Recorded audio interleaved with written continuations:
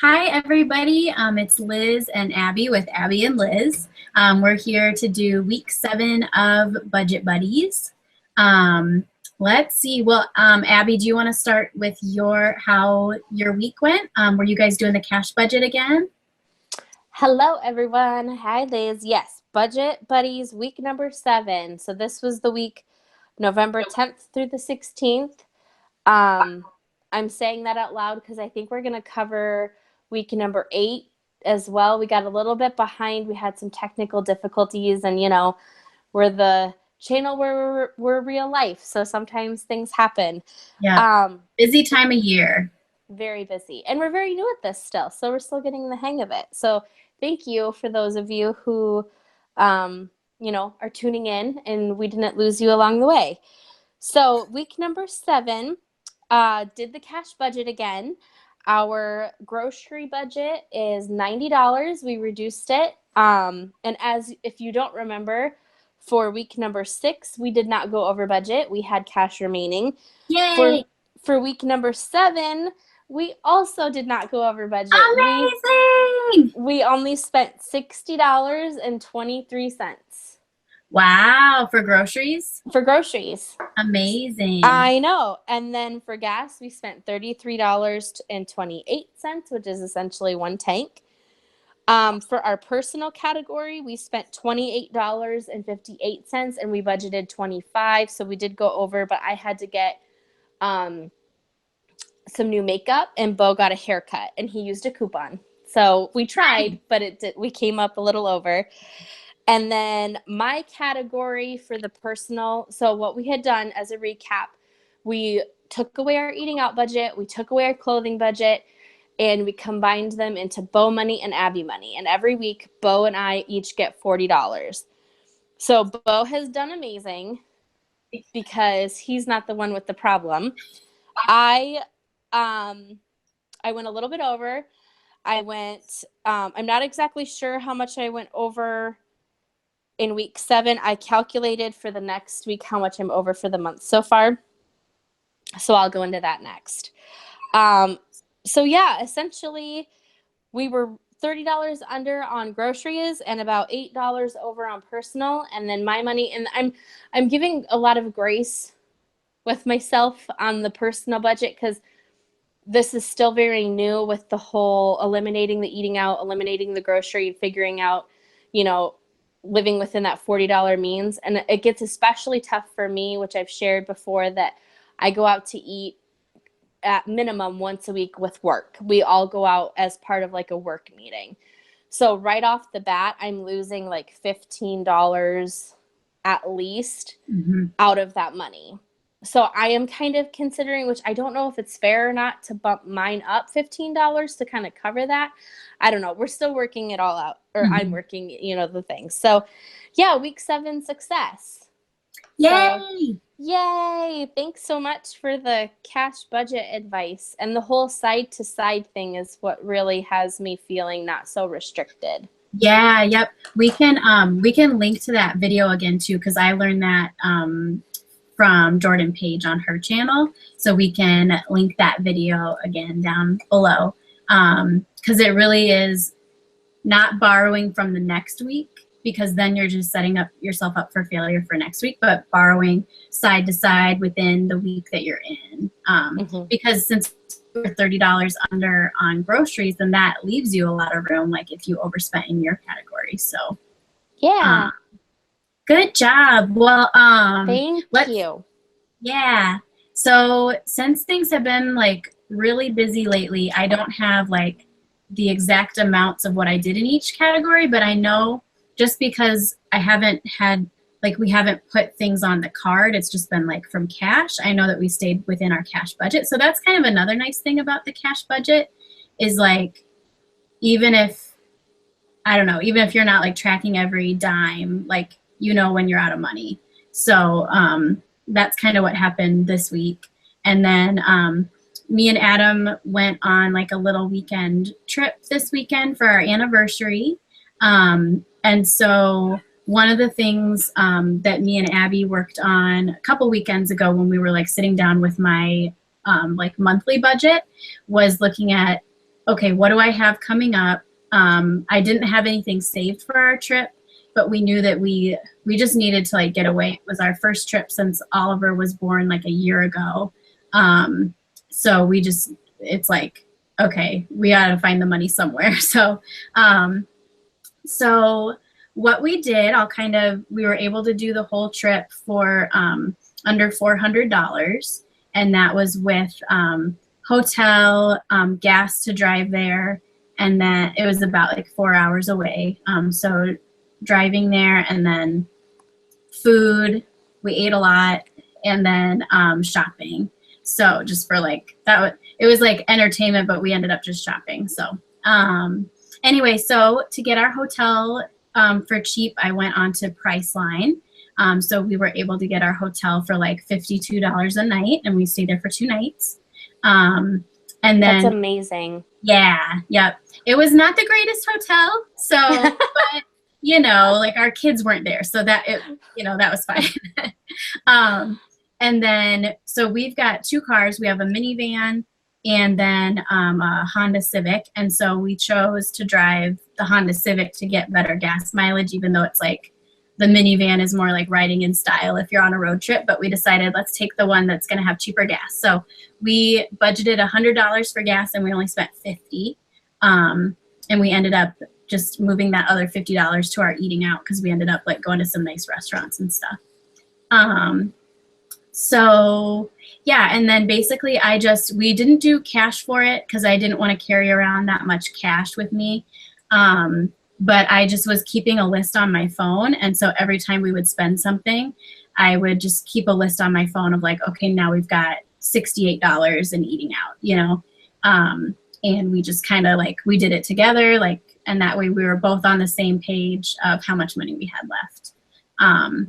So yeah, it was the first time that we had really like made a budget and stuck to it while on vacation. Cause usually it's like, well, this is how much we have in our account, and hey, we're on vacation, so like we'll take a credit card for emergencies, and then we just end up using the credit card. So that is so amazing.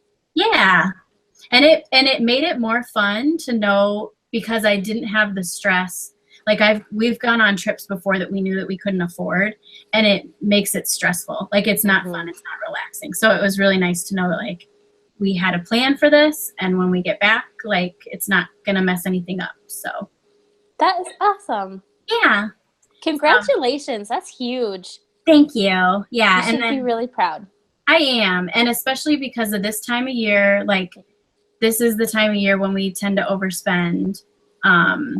So anything, it's like every little accomplishment of not going over in something, it's like it's all going to build up, and we're going to end the year like a lot better than we normally do. So I completely get what you mean.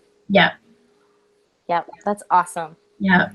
The next challenge not a challenge. Well, yes. So the next challenge that I'm up against is since I switched jobs recently, we have to pay for COBRA insurance for 2 months, and the premiums together for those 2 months are going to be $2,800, and we really need it. Like there's no getting around it. Like our family needs it, and like paying that much money is actually a better deal than if we didn't have it. So I don't know. It's like I have a lot of hope that like Adam will just bring in some work, or that we'll get paid for work that he's already done, and it'll just kind of work out. Like I'm not stressing out about it yet.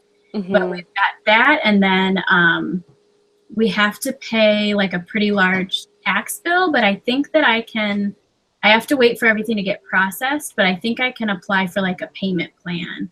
So if anybody has experience with that, definitely let me know in the comments like how that worked for you, because I don't want to mess anything up there. But I think that's what we'll try and do so that we don't have like a huge lump sum at one time. So yeah.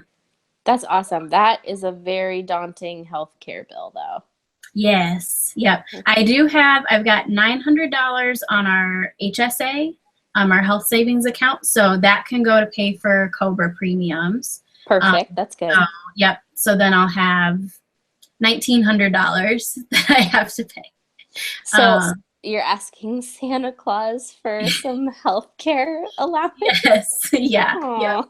And then the other thing, because me and Adam, we only spend probably like $50 on each other for Christmas. And we were talking while we were on vacation, like we really need a new dryer because our dryer is just awful. It takes forever to dry our clothes. So we were gonna like go on Craigslist and buy like a $75 dryer because I'm guessing that that'll work better than what we have. But where was I going with that? So we're excited about that too. That's good. Probably that you were not going to buy Christmas presents for each other, but that was going to be your gift, something like functional. Yes, and something that we need.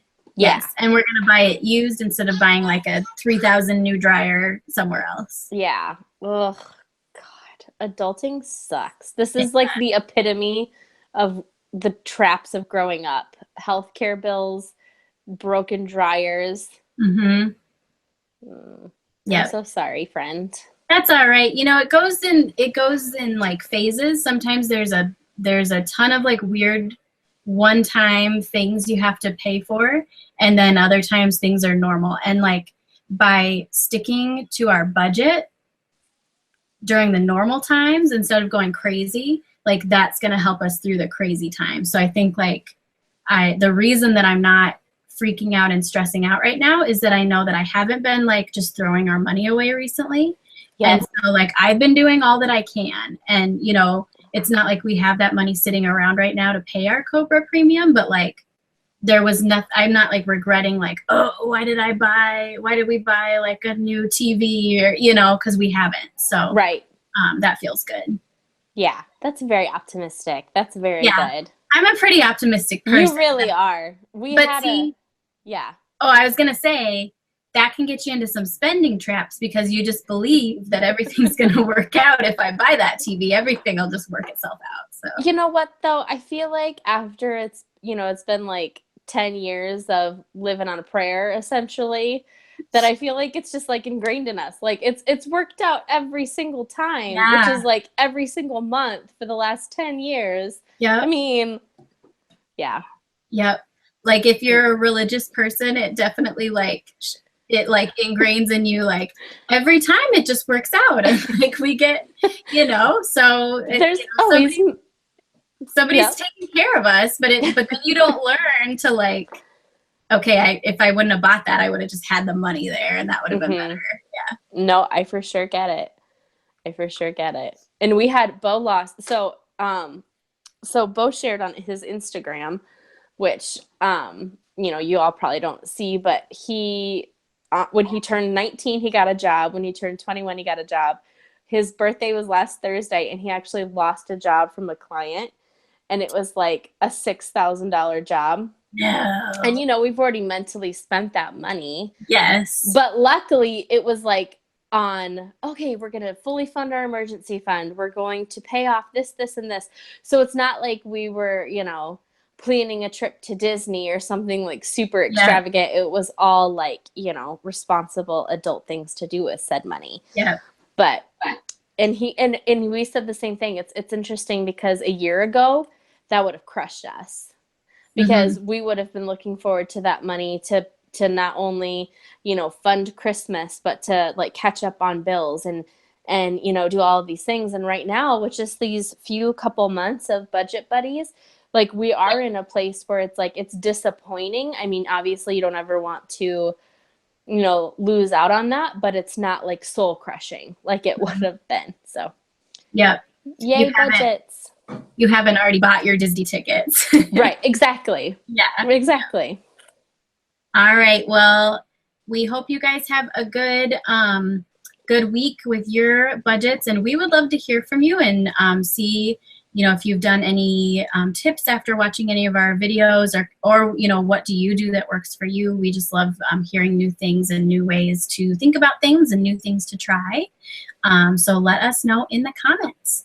And we will talk to you next time. Bye.